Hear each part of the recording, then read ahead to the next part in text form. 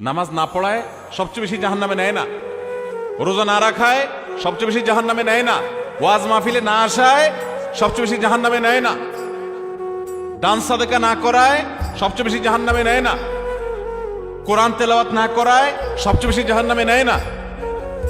তাহলে কিসের সবচেয়ে বেশি জাহান্নামে নেয় মানুষকে?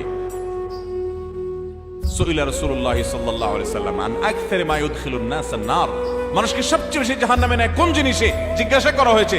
নবীজি বলেছেন দুই জিনিস, আল ফামু ওয়াল ফারাজ, মানুষের জিহ্বা, মুখ এবং লজ্জাস্থান, এই দুইটা অঙ্গ মানুষকে সবচেয়ে বেশি জাহান্নামে নিয়ে যায়।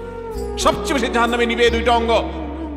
নামাজ পড়ে, দাঁড়িয়েও আছে, কিন্তু ফেসবুকে তলে তলে জেনা করে, চ্যাট করে, এটা তো জেনা। মানে সে কারোর প্রতি আসক্ত, হারাম রিলেশন হয়ে গেছে।